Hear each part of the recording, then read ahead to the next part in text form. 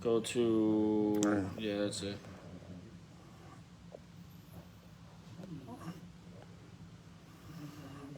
Back.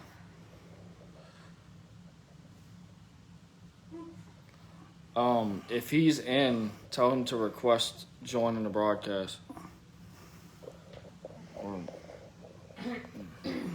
We need some light.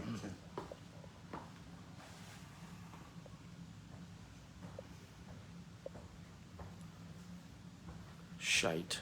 There's a way to see it says add. It usually does. Is that I don't it? know why it's it's the same thing as what it was before. No, that's not it. He has to join in. Can you call him and hi? Can you call in and tell him to request to join in our broadcast?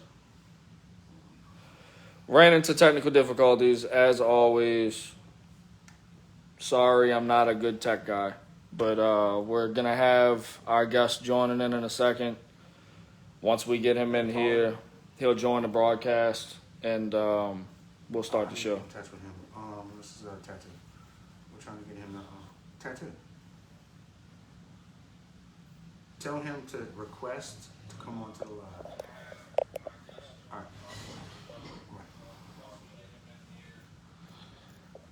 right. You know you're gonna have to get back in the corner like you was last time, right? That's fine. Turn my phone off. I'm telling you, next time I'm bringing like either multi. How's everybody doing today? Milk duds. Need some candy. Hope everybody's good. Yes, we are late. Apologize. Waiting on our guest. Tonight, the True Crew, Court of Public Opinion, brings to you a guest that will be talking about a lot of things. The rescue of... Sit right here.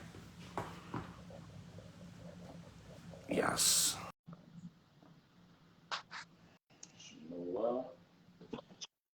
Yes. All right, brother. So give me 1 second to figure this out. Paul, you there? Yep, Sounds good. I am here. Good. You know me. Can you turn the volume down on Yes, can. Got it? Say something, Paul. He did. Something, Paul. I just want to see if I'm gonna be successful with recording your audio. He's checking. Go ahead. Check. 1, 2, 3. Check. Check. 1, 2, 3. Okay, yeah. I think we're gonna have an issue with that, but all right, it's all good. It's all good. Let's do this. What we're gonna do is our When you're done with the live, all you do is when you're done with the live, just go back and screen record the whole live.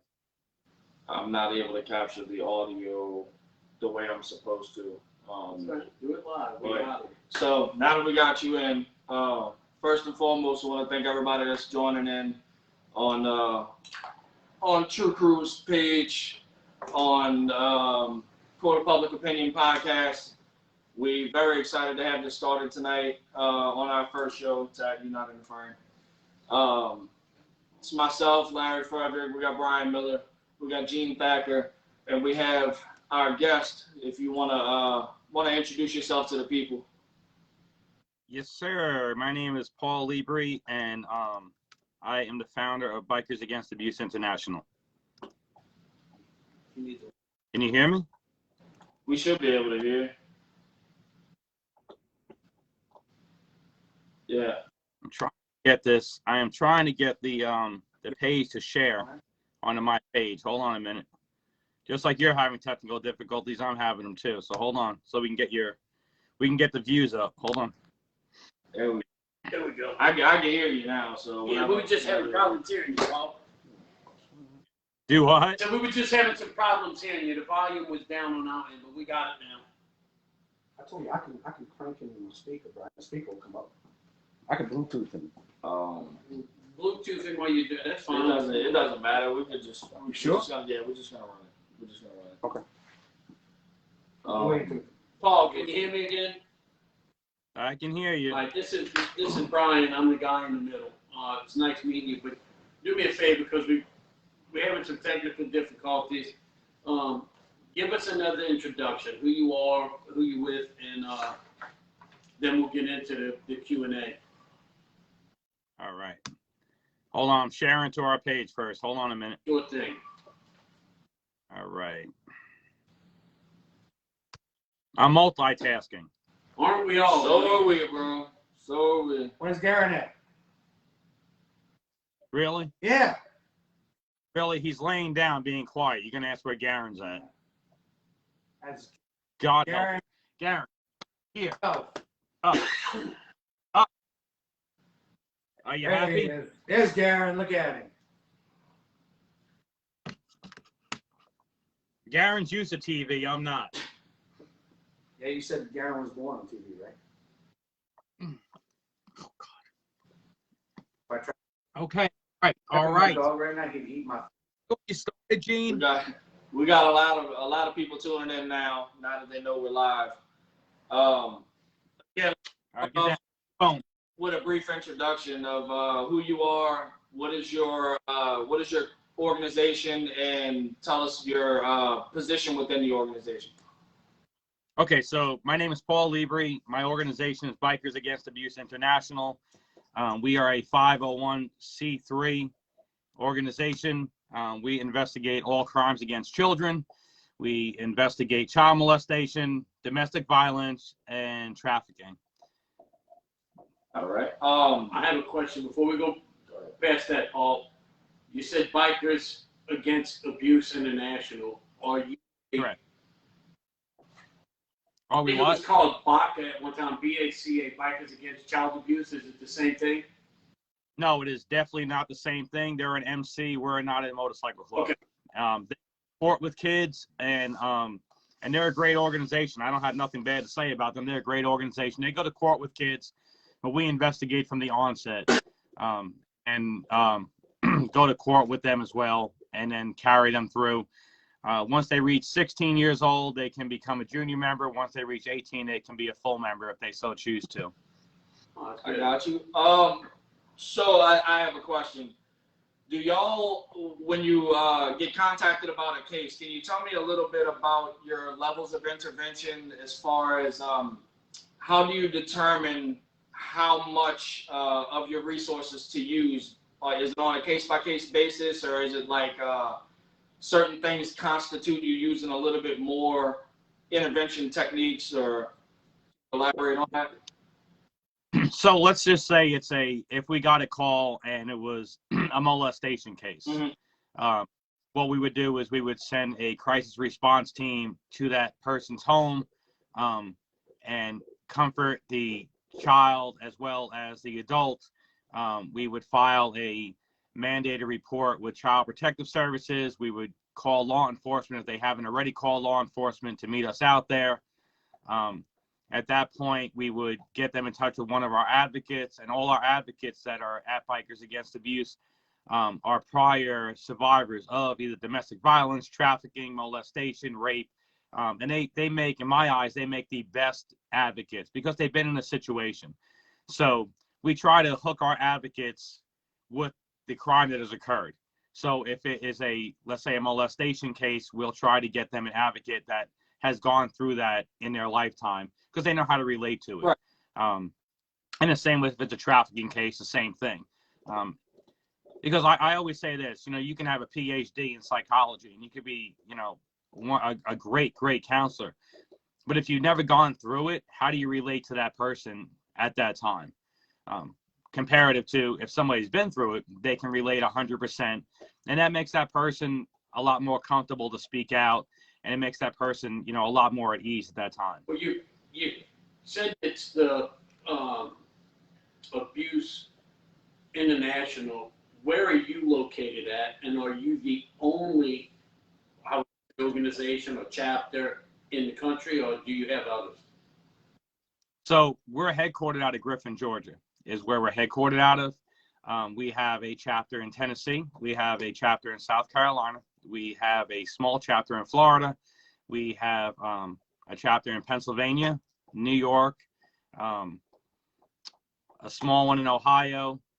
I'm convincing Gene to open one in Louisiana, and we have one in Alabama as well. Now, you started this, Paul, or was somebody introduced to you? I started Bikers Against Abuse. That's correct. When did y'all, this is a two-part question from myself. When was the organization founded, and how often are y'all contacted to provide services to different families? So the organization was started in 2019. I want to say it was June 20. I don't have the exact dates on me, but I want to say it was June of 2019 when it was started. Our phones and emails ring off the hook all day long. And it's sad. There's a lot of outreach for domestic violence where they want to get out, but they're so groomed and manipulated by their spouse or significant other that you give them the resources and the knowledge of how to get out, and a lot of them don't want to go that route. They rather stay in that situation because they're comfortable in that situation. But every day, my team is always answering emails all day long, whether it's from Facebook or through our website or through our tip hotline, TikTok, Snapchat, Twitter, LinkedIn, Instagram. People reach out from all sorts of different social media for help every day. And a lot of it is they just see posts on social media of somebody else needing help. We had one today on TikTok where the lady was live and you could hear her husband in the background just belittling her. And we tried for about a good hour to get her to give us a call, and she was in Kentucky. She never did call, but you could hear in the background him just mentally and emotionally abusing this woman. And she wants out, but she's not ready to get out yet. And she's holding on to that he's never put his hands on her is what she's holding on to. But abuse is abuse, whether it's mental abuse or physical abuse. Abuse is abuse. And the things he was saying to her, in her eyes, she believes he loves her, but he doesn't love her. For just the 5 minutes that we listened, it was horrible. So I can't imagine her having to be in that situation all the time, but she's just not ready to get out. And, it's a difficult call at that point. Now, had we have been able to obtain her real name and address, we would have sent law enforcement to the house just because of the situation, but we never were because her TikTok name is not her real name. And so that becomes an issue. Right. And she gotten mad at us if we did send law enforcement there. But at the end of the day, we feel it was for her, it would have been for her safety, you know what I mean? To at least have them intervene into it and maybe get a better handle on it. So those are rough cases. We've done a lot of domestic violence where in Georgia, the law is that if it's a domestic violence call, that one person goes to jail. And we've done a lot of them where the person that calls the police or calls us winds up going down and trying to drop the charges or bonds a significant other out. So it's not a good thing. Let me ask you this, which I'm agreeing so far with everything you said. I sometimes, in the trio that you see here, I like to be the one that plays the devil's advocate at times. Go ahead. One, what background do you have, Paul, that got you into this, as far as, assisting abuse victims, regardless if it's minors or adults? And two, you said about the police. I've been out for a while. I'm an ex-policeman myself, but at one time, when the way you just said how in Georgia, domestic violence calls, somebody is usually arrested. Actually, wasn't it under Bush? He created the Domestic Violence Act because we as policemen were going out there. You could see by the signs that there was domestic violence. And like you said, 9 times out of 10, the victim was afraid or just stuck in that position so they wouldn't pursue charges. and they made the Domestic Violence Act, then gave law enforcement the opportunity to represent basically as the victim and make an arrest. So if you would give me your background, and if that's kind of how you are in Georgia under that Domestic Violence Act. So my background was, as a kid, I was molested. I never got justice for it. The person that did it to me, when I went to my school counselor about it, they said that, he was a pillar in the community. He built the stadium outside for the football field. When I had gone to Catholic elementary, middle, high school, and I had gone to the pastor of the church, and they said, he's the one that redid all the gardens outside. So in everybody's eyes, he was a good person. In everybody's eyes, he could do no wrong. He had a lot of money. So I never got justice for it. So that, that always burned inside of me. I tried a lot of things. I went to so many counselors in my life. They never did it for me. I think counseling 101 is tell people when you walk in, today you walk in with an empty toolbox. After you complete your sessions with me, you'll have a full toolbox of tools to be able to be successful in life. And it's pure BS because it doesn't work. I went into tons of different martial arts, from Taekwondo to kickboxing, Brazilian Jiu-Jitsu, Muay Thai.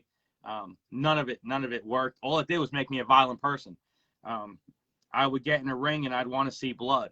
And I thought that hurting somebody else would really help me inside. And it didn't.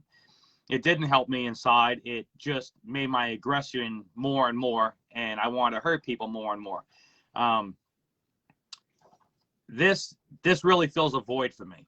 Because even though I didn't get justice, I can get other people justice. So this is what keeps the fire burning inside of me. And I mean, you can't put it out. People have tried to put it out. Gene knows that. People have tried to put this fire out. It doesn't work. This is what keeps me working. This is what keeps me motivated. This is what I live for every day. And this is what, I continue to do. And it's just, to me, it's getting justice for those that quite possibly might not get justice. Right. So I try to fight tooth and nail because I know what it was like not to get justice. So I may not have got it, but it's a dang good feeling when you go to court with one of these kids and know that they got it.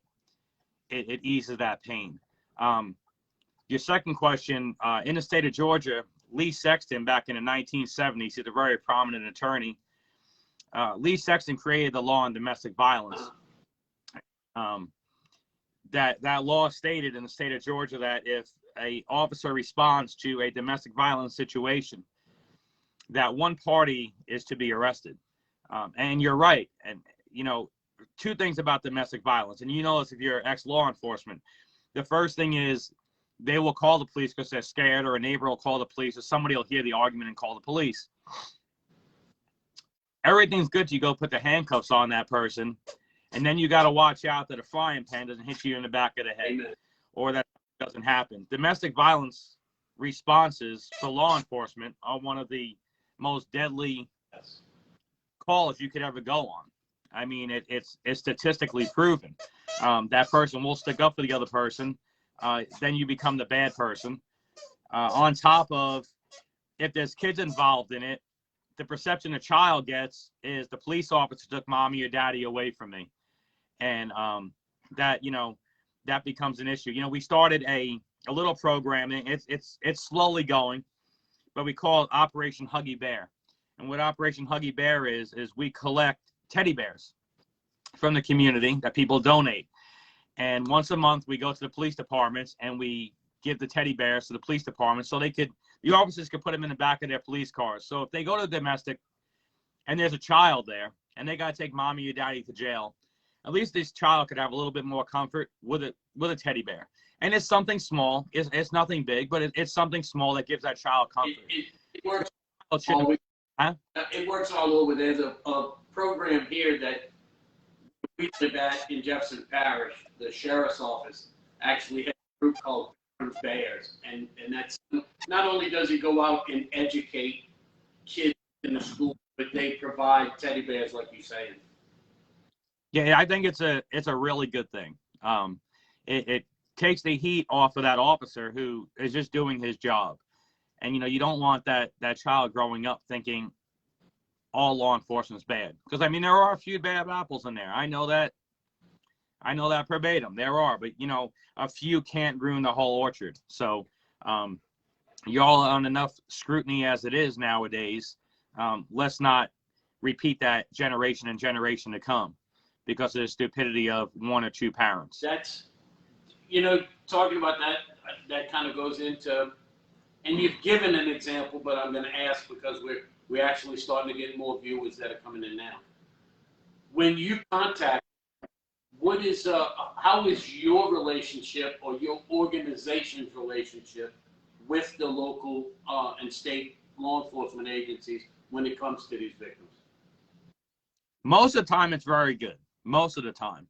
There's certain counties that, for whatever reason, don't appreciate it. And we're not sure of that reason. I don't know if it's because of my past, but there are some counties that don't. And there's other counties that are 100% on board with it and are thankful for it. We have letters from police departments thanking us. And then we have others that are just totally bucking against us. Right. We're not out here trying to, to do anything to interfere with any kind of investigation. We're not out here trying to be show-offs. We're out here for one reason, and that reason is a child or a woman. And that's the only reason we're out here.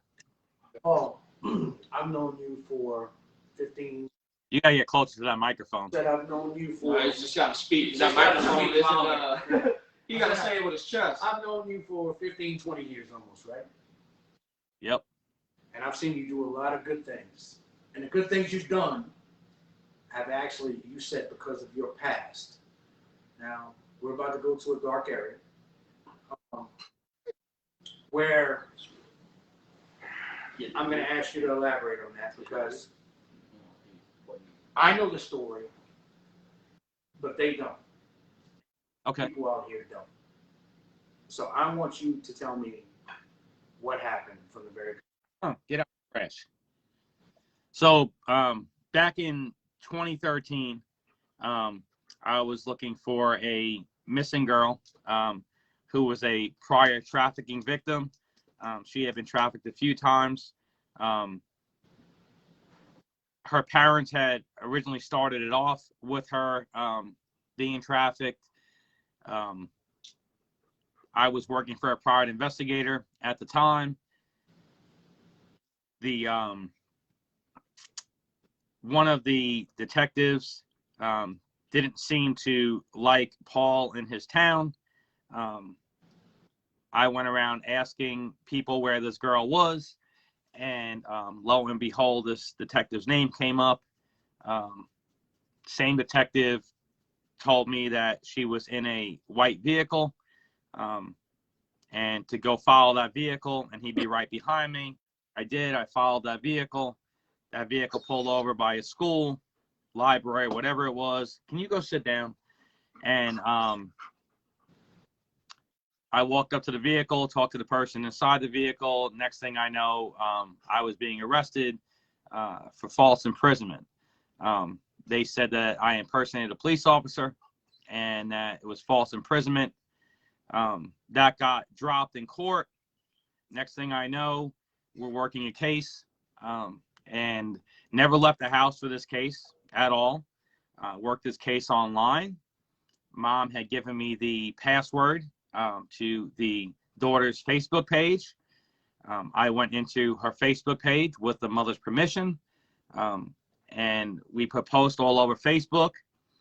In court, the girl actually said that only reason that she reached out for help is because she was scared because she's seen the Facebook posts, and that's in the transcript. So, but they still managed to convict me of impersonating a police officer, identity fraud because I got into her Facebook account with Mom's permission. And yeah, so I wound up taking it to trial. because I don't feel I did anything wrong. The child got home safe, and that was that. Well, it turns out I wound up going to prison for 4 years. I got out in 2018. In 2019, I opened up this organization. So we're doing it a little bit different. Back then, the organization we had was called Metro Atlanta Human Trafficking Task Force. That organization was registered with the Secretary of State's office. We were a 501. We were not a C3 as of yet, but we were a 501. They said because the name task force was in the name, that it simulated a law enforcement agency. The email address didn't have a .gov past it. So I don't know how you figure that, because there's, task force on dolphins, but it is what it is. So I grabbed a lot of heat for it. When I went to prison, I studied law in prison for those 4 years. I got my paralegal degree in prison, not like I can do anything with it right now, but at least I know the law pretty much inside and out for at least the state of Georgia. And we do everything on body cam now. Everything's got to be on body cam when we go anywhere, because you can't dispute body cam video. So I've watched you do many videos, and I've seen many comments so far, negative and positive. But the thing about it is I've seen the police go with you. right. So my question to you is, after you went to prison, after you did the right thing before, what made you feel to do it again, to take that chance, to rescue the kid? It's my heart. Uh-huh. Because it's my heart. But you also know that they also know that. I would die inside without this. But you're taking it. You also know you're taking a chance of them doing the same thing to you again.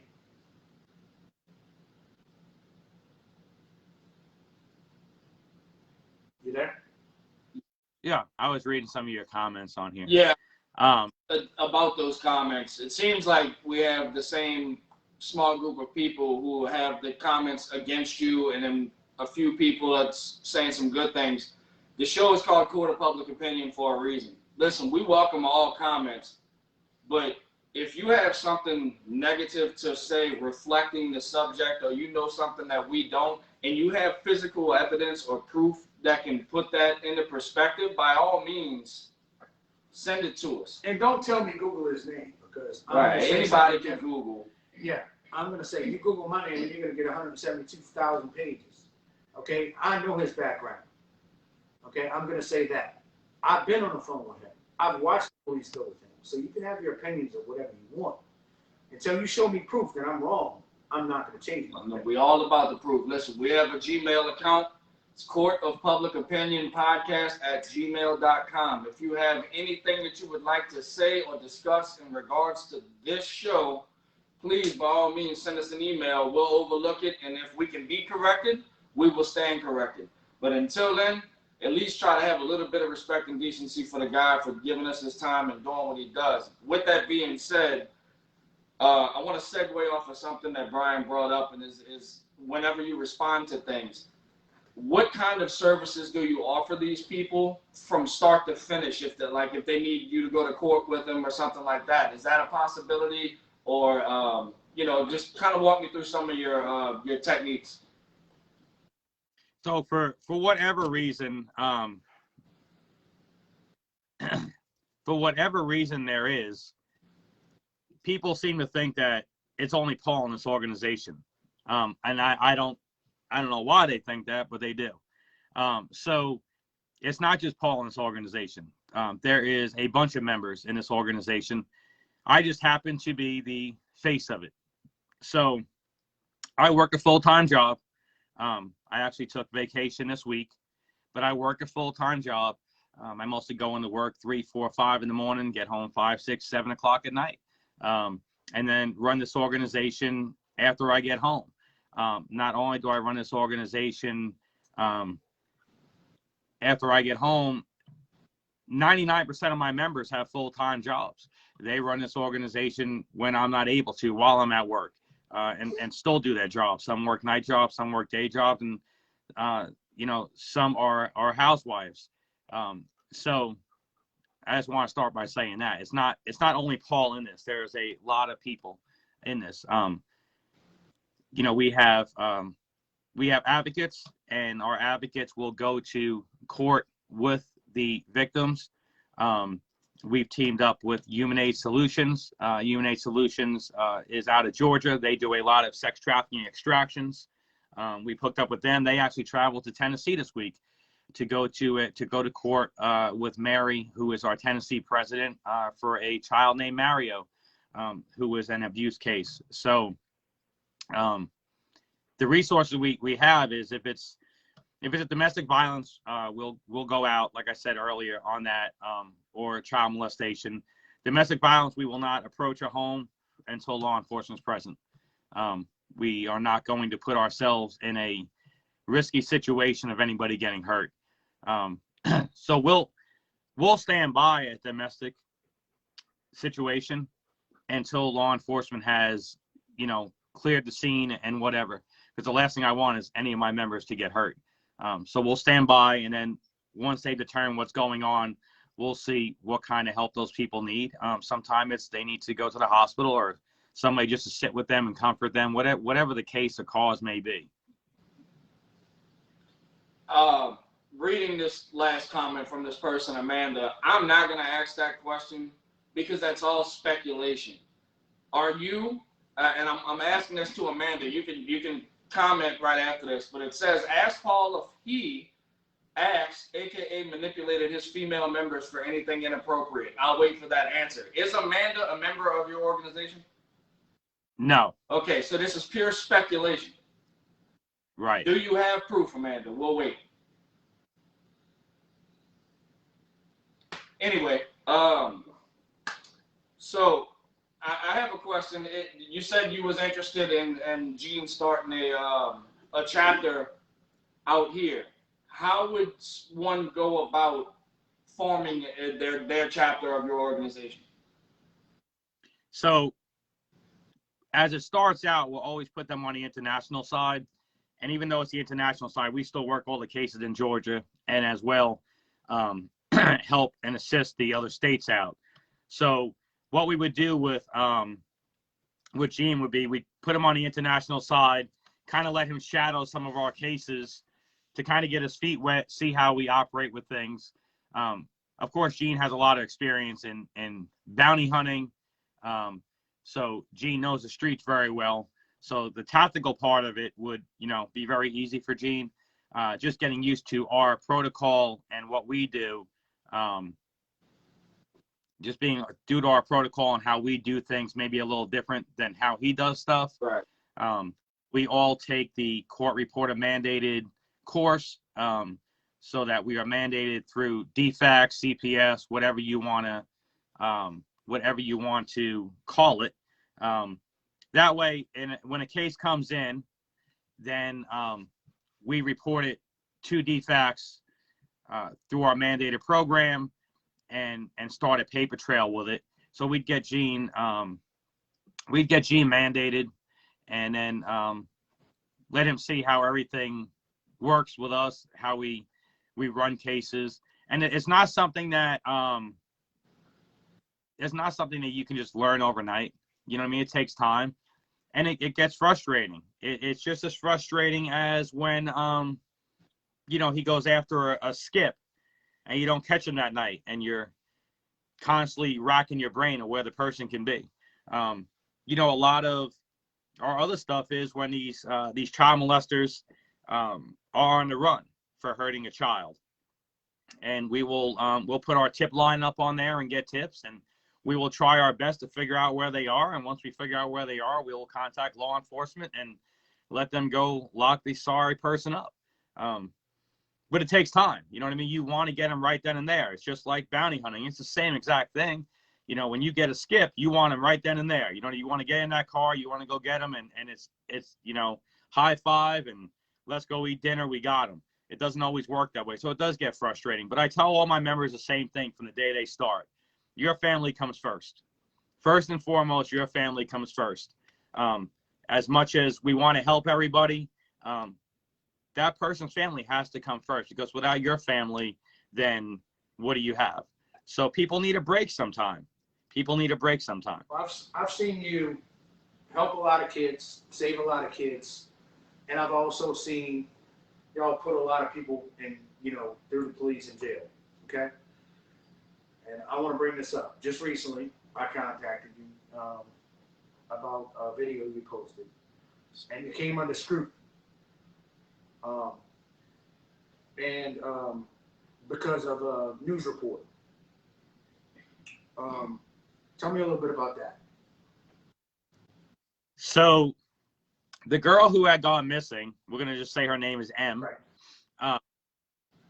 M had been a victim of trafficking in another county a while back. M had been placed in a foster home.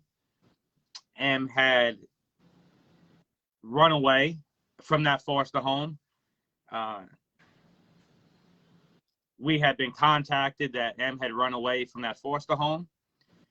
We found M that night in a different county again. We called the police department. The police department came and picked M up. DFACS once again got involved. They changed her foster home. And then a few Sundays ago, about 9 o'clock in the morning, we received a child abuse case, and a few of us went to that case. While we were en route to that case, M contacted me on Facebook Messenger, and on Facebook Messenger, M said to me, "I'm homeless and I need help." And I asked her, did she run again? And she said, yes, I'm homeless. And I said, are you safe? Where are you? And she said, I'm out of the state. And I asked her if somebody took her, and she said no. We had a lady contact us later on that day while we were trying to get a location on M. We were at the time at Spalding Regional Hospital with the child abuse case and the children there. This lady contacted us and said that M had reached out to her, given her location. I contacted her DFACS worker. He did not answer her phone. I contacted one of our DFACS contacts. And the children, we turned out there was 2 children missing, not just M. So they had not been reported missing. This was the first they heard about it. So within talking to DFACS, they said that I asked them if M seemed to trust her and that she would be able to go pick M up from where she was at. It was at an apartment complex, so if we would have gone in, she could have hit in any of those apartments. She's got a history of running, so she would definitely not have come with me or the police. That lady did go and pick her up with the permission of DFACS. That lady brought her and that other child to her home in a different county. We coordinated with DFACS all day. The DFACS worker had us meet her at the Walmart. We had a runaway warrant. I should say they had a runaway warrant for M. They did not have a runaway warrant for this other girl. DFACS is the one that contacted the police department. Paul did not contact the police department. DFACS did. They're saying I contacted them for help. I never called 911. They could pull my phone records and see that. We waited at Walmart until about midnight when the other warrant was active. The apprehension warrant for a minor was active. The police department met us out there again. Once again, the police department came back out after DFACS called. We waited on transport to get there. Transport met us there. Transport was from a foster home. We went to that home. Let me back up.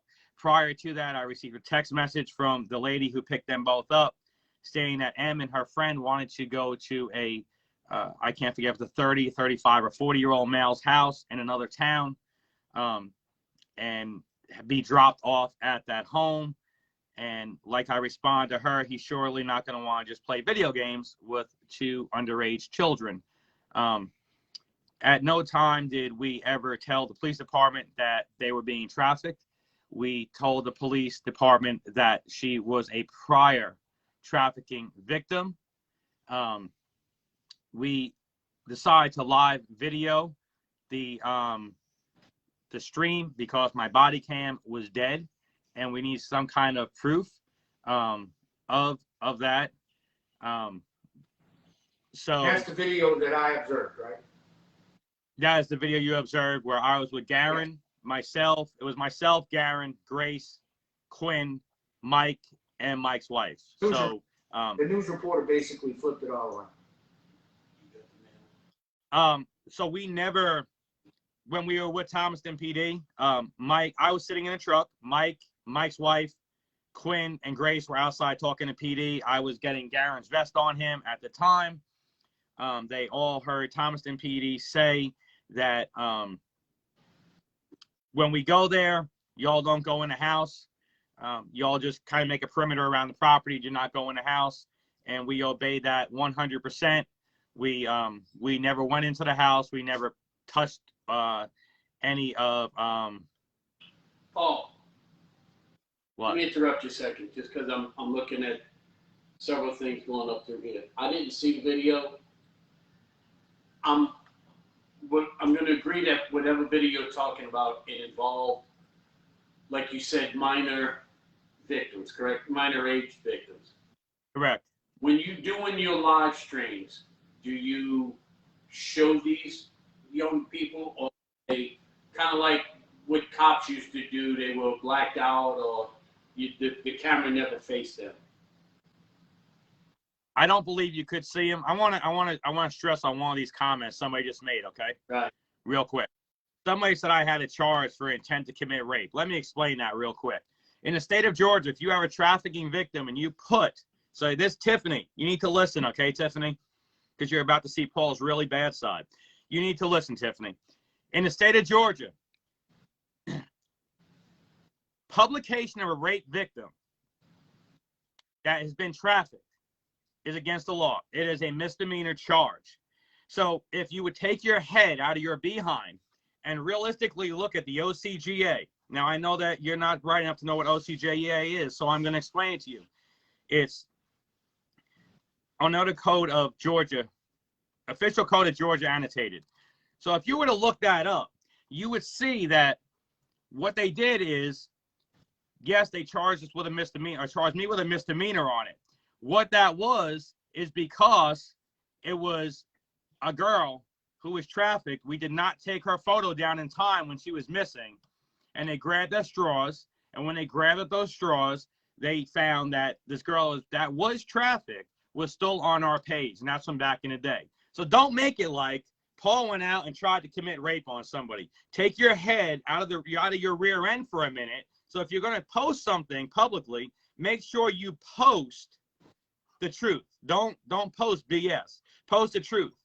If you want to tell people, like, if you want to look intelligent, then make yourself intelligent. Don't oh, Paul was accused of almost trying to commit rape. No, look at the OCGA, and then come back after you've taken your head out of your ass and realize that once again, Tracy, you were wrong. Next. So it says we received a message from somebody, but we have nothing on the Court of Public Opinion podcast at gmail.com, nor do we have anything in our inbox for the podcast page. I don't know. If it is public record, listen, let me tell you something, one thing about public record. That's why this is the Court of Public Opinion. Once again, you're entitled to your opinion, but your opinion of a charge or your opinion of the public record may not be the right one. Just because somebody's charged with something or even convicted with something doesn't mean that they're 100% guilty. That was dropped. I can tell you that. I mean, they were both police officers. Now, granted, yes, there is a large, vast majority of cases where if you're convicted, yes, you're very guilty of something. But, I mean, come on. My question to Paul, and that's where I was going to try to nip this in the butt, and I'm sure, Paul, you've been experiencing this since you started this. Not only do you have good on your side, but you got bad coming at you. Right. But let's go over it, and it's quick and to the point. You said earlier in the podcast that you was arrested for some things. Right. Was you arrested for any type of crime involving a juvenile? No. Was you arrested for rape? No. Was you arrested for kidnapping? No. Was you arrested for drugs? Nope. So, I mean, some of the things that the people are putting out, I guess you admitted to what you was arrested for, and if you want to say them charges again, and not so much an arrest, but if it was a conviction. Sometimes, Larry said, I will say, you can be arrested for something. It's the conviction that matters.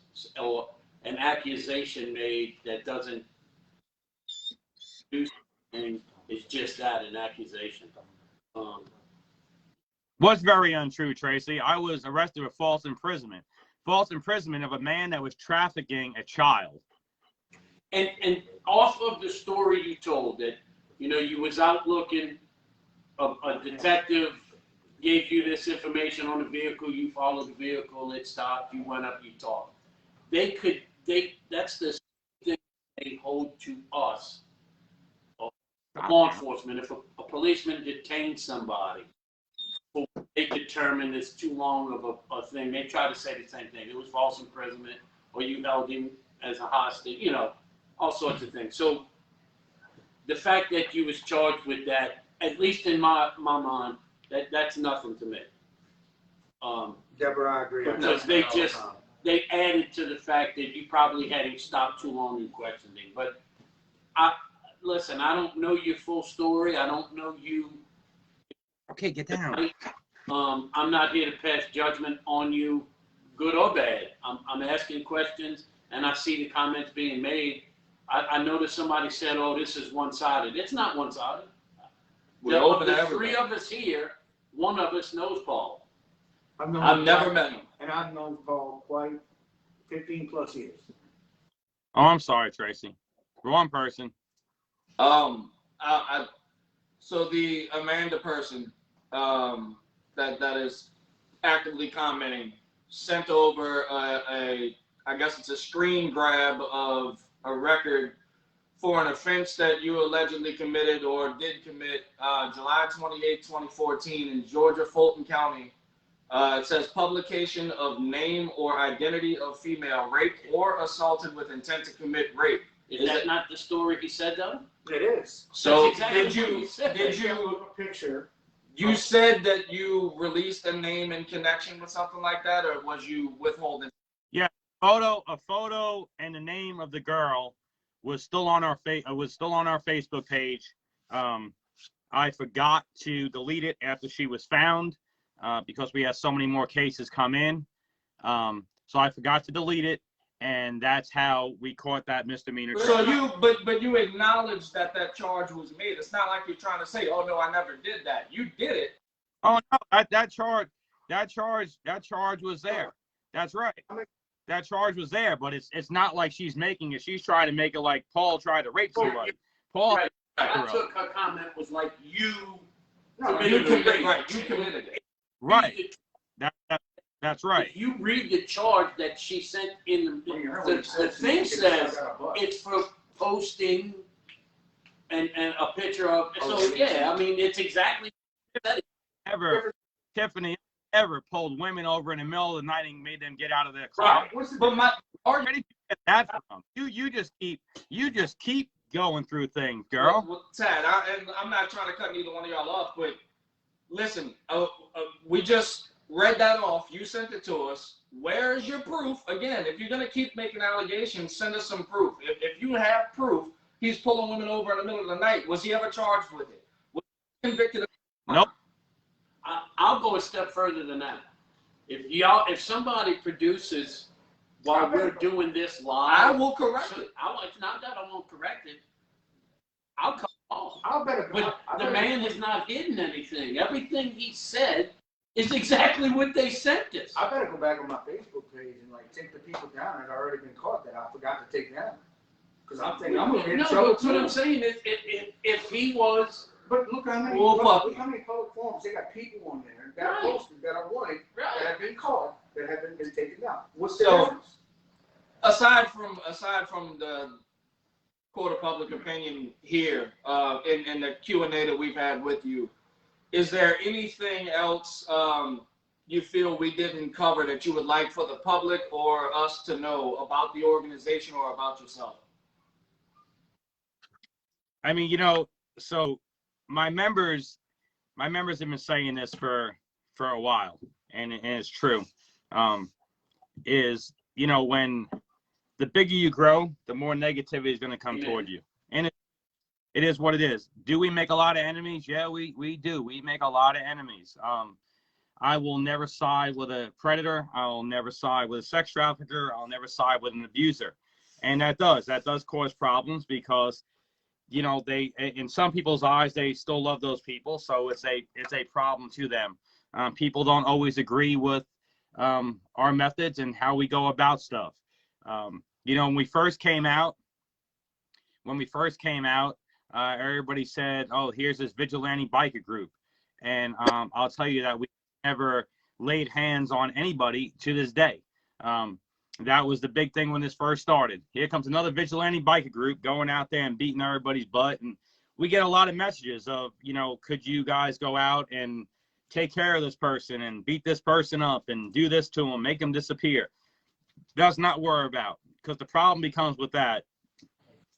If one of my people go out and hurt somebody, don't get me wrong. A lot of them deserve it, right? But what good does it do us when my member winds up in jail? What good does it do us? Does us no good. Who do we help at that point? We help nobody. I'd rather see the person go to prison. That's where they'll do their time, and what happens to them in there happens to them in there. That's not my problem. So that's how it first started out, and then people realized we weren't doing that. And now, like I said, we've got 170,000 total. I think it's 89,000 likes and 90-something thousand followers just on Facebook, and then we've got our TikToks, 91.2 thousand, plus Instagram and everything else. So we've got a lot of people following us, and you can't please everybody. You can't. You just can't. There's going to be critics everywhere. Gene knows it too. In bounty hunting, you just have. I've done my share of pissing off people. Right. Well,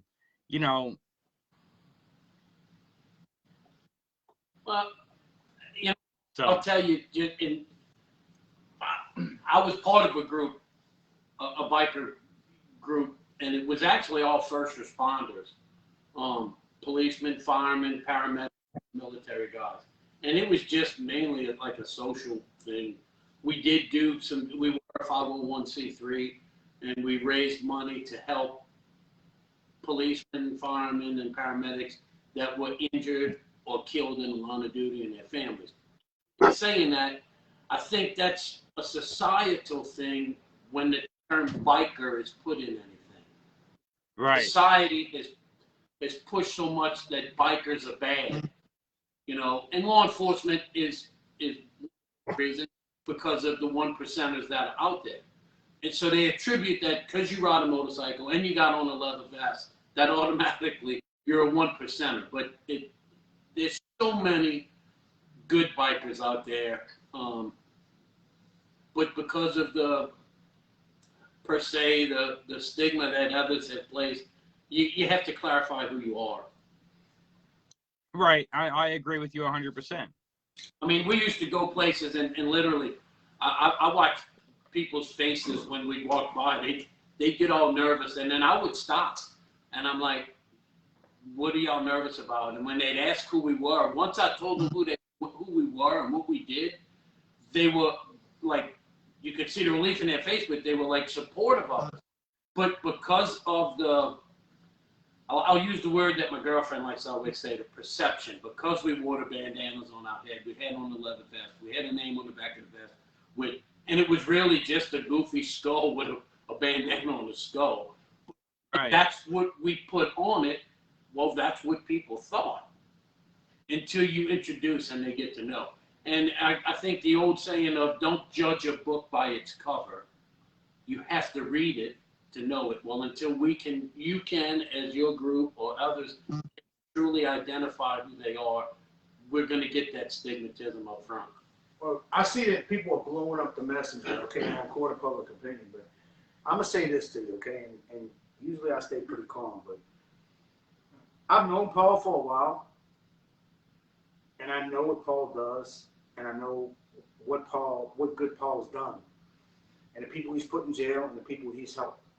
So to whoever's blowing up this messenger, telling me this and that, until you can prove me wrong from somebody that I know personally, you can get the hell off the messenger. Well, I'll say, I'll read it over, and if I feel something can be corrected, then we'll correct it.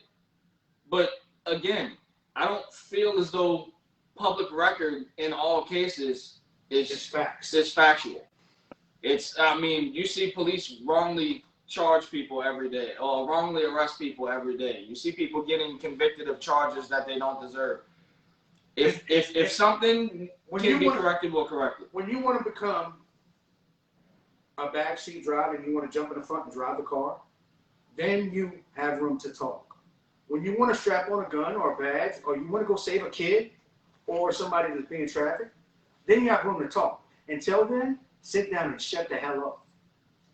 My argument is, where you spend so much time talking about the negative aspects of what you apparently know or think about Paul and his convictions and everything from his past that is negative. But let's talk about how, Paul, just for shed some light, how many solved cases are you directly responsible for, and how many kids did you help since the inception of this organization? I couldn't even tell you. It's over a few hundred. It's definitely a few hundred. Say you helped one? Do what? Can you honestly say you helped one? Oh, I'm involved in every single case that's in Georgia. The reason I ask that question is this way. When I was a policeman and did talks to kids in schools, I used to say, I'm not going to save and change every life in here. But if I change one little boy and one little girl to make a change in their life, then I've done my job. So did you save one, Paul? Yes. You've done your job. Paul, that's one less. I told you something when you were down, and I read it, and I'm going to read it to you right now, okay? Read it loud. And it says, Isaiah 54:17, no weapon that is formed against thee shall prosper, and every tongue that rise against thee in judgment thou shalt condemn. This is the heritage of the servants of the Lord, and their righteousness is me, said the Lord. So, you know, everybody that's talking against you right now, as long as you're doing the Lord's work, which I believe 1,000% you're doing, keep doing what you're doing, bro. And I'm going to say this. Miss Riley Ray, you, again, messaged us with your opinion. You're entitled to it. It says this is not even all of it. You guys should be ashamed to allow a platform without even knowing both sides. He just sat there and lied, and you think it's okay to continue to support him and share his scam to innocent people. Well, Miss Riley, we have not confirmed or denied anything that y'all have said. Your opinion is one-sided. So how can you say that our opinion or our perception of him is one-sided also? Invite her to be a guest. You have something. I got your information. We'll look it over. And if something can be corrected, we'll correct it. But you can't say that we're wrong for having a one-sided approach on this with our guest when you are one-sided. Ask her real name. Only negative. Ask her real name. Why she's using a fake name. listen, real name, fake name, no name. I'm gonna agree slightly with Gene and Larry, and we are here for the court of public opinion, and it's not that we're supporting or not supporting Paul. You want your chance to speak, and you have what you have against him, Miss Amanda. We'll make you a guest. You can come on, and then he has the opportunity to do during your time, just like you're doing to him. Everything you bring out, he can post and say what's false about it. Yeah. I think that's fair. I think that's fair, right? I think it is. What do you think about that, Paul? I think it's fair. Go for it. So there's your opportunity, Miss Amanda. You reach out to us, and we'll do another show. We do this weekly, and we do two. We do one under Talk Gumbo and one under Court of Public Opinion. You figure out which day you're available. We'll do a show and let Paul know that you're on. And I'll come up with a contact number. We'll do it. We ain't even got to do it live. We can do it any way you want to do it. We can do it through Zoom. We can do it through anything. But I'm going to tell you, be ready, because if you don't have facts and somebody starts to bash you, you heard about it. Oh, you heard. no, say it again. Who's it from? What do we got? Claim to be former police officers. Okay, well, we will tell you that right now. No. Jefferson Parish Sheriff's Office. No. I I want to know who's don't asking know. that. I don't know. It just says that, okay, somebody sent us a message saying, Well, you can go back and look it up. If you're so good at public record, go ahead and look your public record up. And if you want, Google my name, and you'll get tired of looking at pages. Jefferson Parish, Louisiana. Go ahead and look it up. Miss Riley, We have nothing to hide. You can go to my personal page, Brian K. Miller.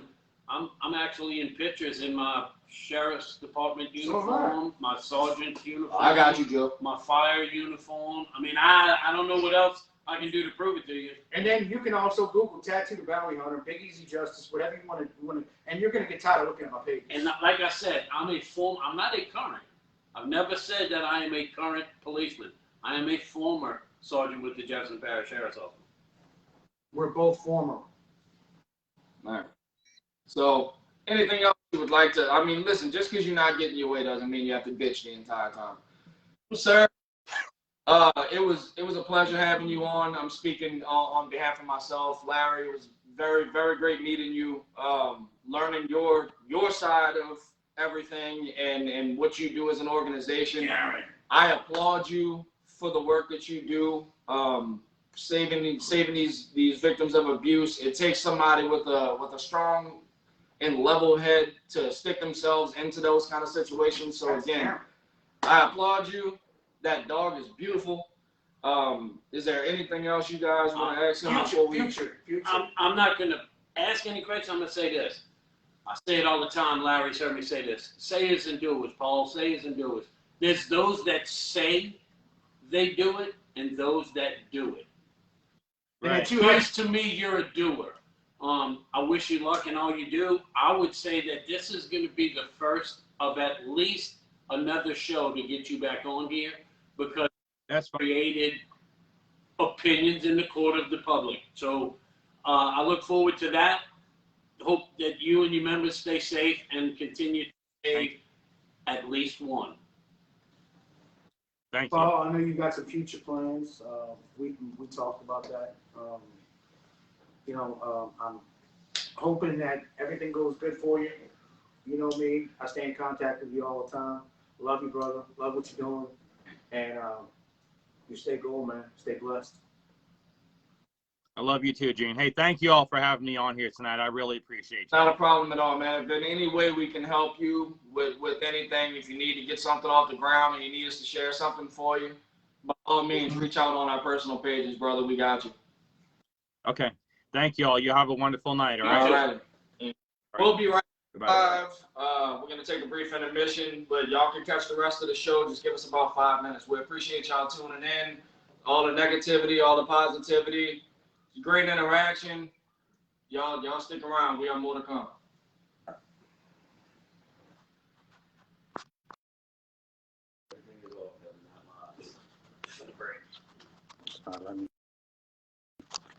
Just turn the phone off.